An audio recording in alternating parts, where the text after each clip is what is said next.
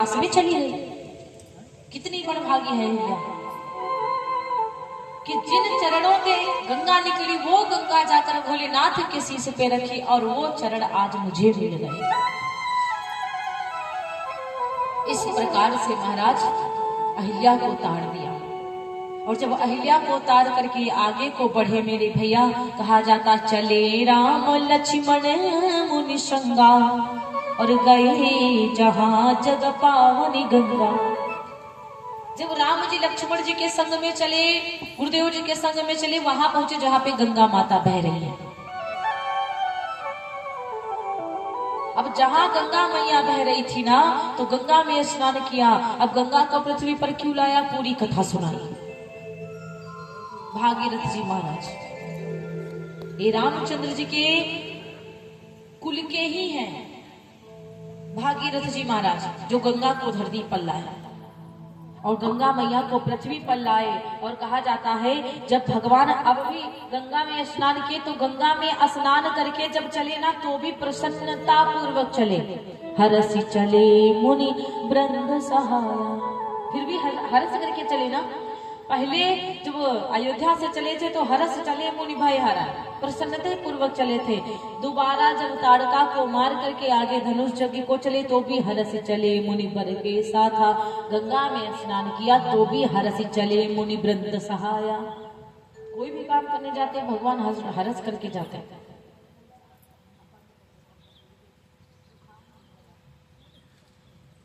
ज्यादा सूट भी नहीं करता। आप लोग कह रहे होंगे बहुत बावरी है ना, क्या करूं जब मुझे ही सुख नहीं है। अभी थोड़ी देर में जुकाम बन जाएगा तो दिक्कत हो जाएगी ना, हम गा भी नहीं पाएंगे। बोले व्यास भगवान की जय। तो महाराज कहा जाता है कि अब प्रसन्नता पूर्वक जब चल दिए भगवान जी ना, तो चलते चलते जनकपुर को पहुंचे।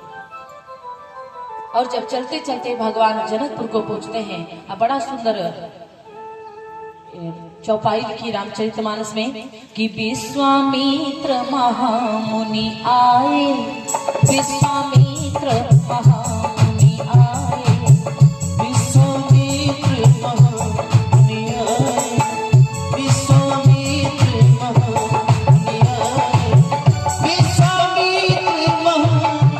आए, विश्वामित्र महामुनि आए, समाचार मिथिलापति पाए, समाचार मिथिलापति पाए, समाचार मिथिलापति पाए।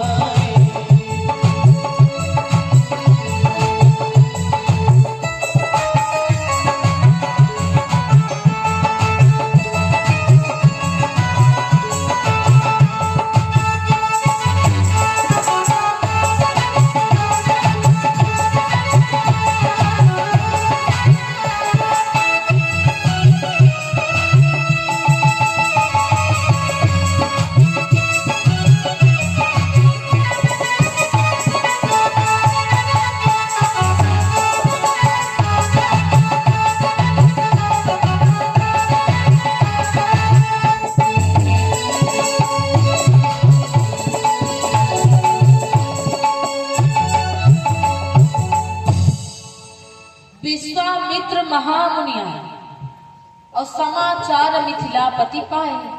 विश्वामित्र जी महाराज आए, जब ये समाचार जनक जी महाराज जी पाते हैं ना, और जब ये समाचार श्री जनक जी महाराज पाए तो कहा जाता है कि महाराज अकेले मिलने नहीं गए और ये भी नहीं सोचा कि चलो आ गए हैं तो अब अंदर आ ही जाएंगे, महलों को आ ही जाएंगे। बिल्कुल नहीं सोचा महाराज। और जब बिल्कुल ये चीज नहीं सोचते हैं तो आज विश्वामित्र जी से मिलने के लिए गए। और जब विश्वामित्र से मिलने के लिए जाते हैं तो अकेले नहीं गए, संग में और भी लोगों को लेकर के गए। बहुत सारे लोगों को ले, मंत्री गए, राजा गए, संत गए, संतों को लेकर गए, विप्रों को लेकर के गए मेरे भैया। और जब देखा गुरुदेव जी आ गए हैं तो कीन्ह प्रणाम चरण धरि मां। कैसे प्रणाम किया, ये नहीं कि एक बार हो गया, बोला कि नहीं बोला, चलो आए एक बार हो गया, नहीं, चरण में माथ रख के प्रणाम किया। और ऐसे ही करना चाहिए प्रणाम। प्रणाम करो तो चरण में माथ रखकर करो, और यदि ना करो तो अगर जयराम कोई पहले आपसे बोल रहा है तो एक ही बार ना बोलो। एक बार कोई बोल दिया जयराम भैया तो कह दो जयराम भैया जय, नहीं तो फिर वो मायने नहीं। जब एक बार कोई बोले जयराम तो आपको 2 बार बोलना चाहिए, जयराम भैया जयराम, समझ रहे हो? तब जाकर के वो रिटर्न माना जाता है। अगर कोई एक बार नमस्ते करे तो 2 बार 3 बार नमस्ते करो, नमस्ते नमस्ते नमस्ते 2 बार जरूर करना चाहिए महाराज। तो इसीलिए कहते तब जाके पूर्ण माना जाता है। अब गुरुदेव जी के चरणों में माथ रख दिया, विश्वामित्र जी के चरण में माथ रख दिया, और गुरुदेव जी बड़े प्रसन्न हुए, आशीर्वाद दिए। और कहा जाता है कि कुशल प्रश्न कहीं 12 कुशल प्रश्न पूछते हैं, बार बार कहते हैं गुरुदेव जी आने में कोई दिक्कत तो नहीं हुई, अच्छे से आए। आजकल तो कोई पूछना ही नहीं चाहता कैसे आए कैसे गए। अगर कोई आए तो उससे अच्छे से पूछो, दूर से आए तो पूछो कैसे ठीक ठाक आए हो, कोई दिक्कत तो नहीं, भले उसको हुआ हो, लेकिन पूछने का काम आपका है, आप उससे पूछिए जरूर। अब महाराज उसी समय दोनों भाई आए।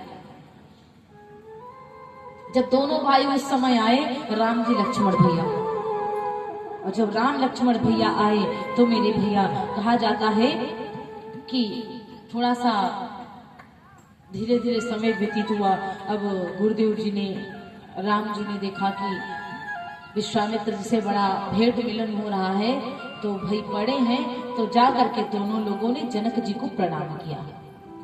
और जब दोनों लोग जनक जी को प्रणाम किए, जनक जी ने जब प्रणाम करते हुए देखा तो जनक जी का मन बार बार राम की तरफ जा रहा है। जनक जी को विदेह कहा जाता है, और जनक जी किसी की तरफ ध्यान नहीं देते, वो केवल परमात्मा में लीन रहते हैं, प्रभु का भजन रहता है, केवल प्रभु का भजन करते रहते हैं, वो दुनियादारी को नहीं देखते। एक बार कथा सुनाई जा रही थी महाराज जनक जी को, तो वहां पर 4-5 परिकर दौड़ते हुए आए, 4-5 परिकर दौड़ते हुए आए, और जनक जी से कहते हैं महाराज आप कथा सुन रहे हो और आपके यहाँ ना आग लग गई है महलों में, आप कथा सुन रहे हो महलों में आग लग गई। तो 2-4-5 और जो परिकर सुन रहे थे वो दौड़ करके भगे। अब वो भगे, चल दिए कि हमारे महल में आग लगी, चलो उतना सामान इधर से उधर रख लेते। 4-5 उनके भगे। अब जनक जी से कहा कि महाराज चलो महल में आग लग गई है। महाराज जी कह रहे हैं, कथा जो सुना रहे उनसे बोले कि महाराज मुझे कोई मतलब नहीं है, महल में आग लग गई तो कोई बात नहीं है, बस आप कथा सुनाते जाओ। बोले आप केवल कथा सुनाते जाओ।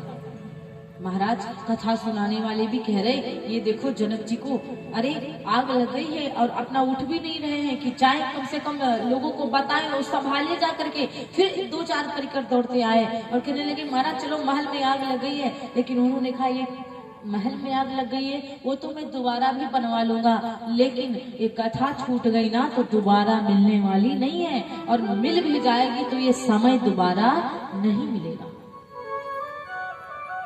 इस समय हमारे हाथ पांव कान हमारे सही, और अगर अगली बार मुझे कथा मिल भी गई ना, हो सकता हम बहरे हो जाए, हो सकता कान में आवाज ना जाए, महाराज जी कुछ और कहें हम कुछ और समझ रहे हैं,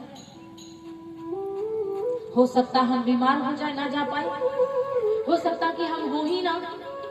तो जरूरी नहीं है कि समय बार बार आता, एक बार आए तो उसका सदुपयोग करो। इसीलिए राजा को विदेह कहा गया।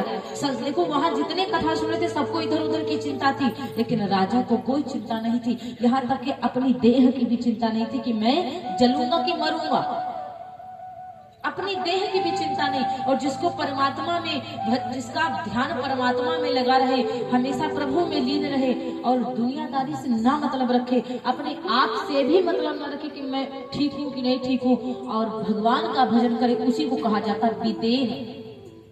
देह होने के बाद भी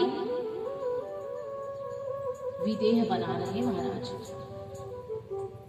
अब राजा जनक जी देख रहे हैं कि देखो एक चीज कितनी सुंदर है महाराज। राजा जनक जी देख रहे हैं राम जी की तरफ इनका मन भगा जा रहा है। किसी की तरफ आज तक के मतलब मन नहीं गया इनका, लेकिन राम जी की तरफ इनका मन भाग रहा है और राम जी की तरफ बार बार उधरी जा रहा है।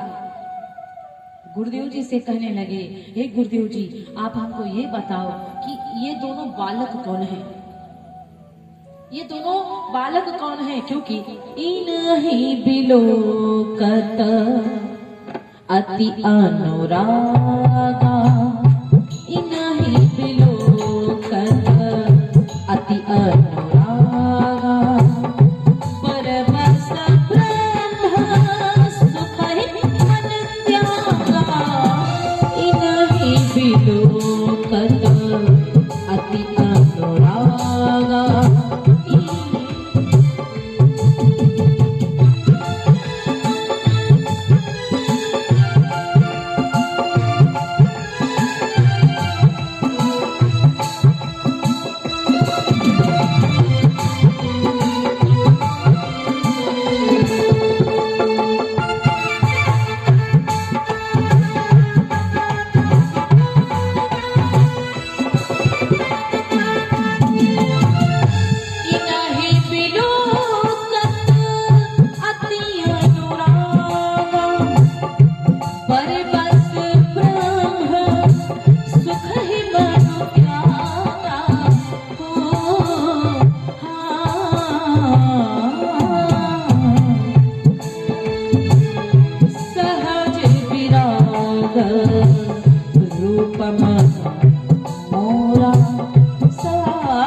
विराग रूप मन मोरा ठगिता होत जीवी जग चकोरा सहज।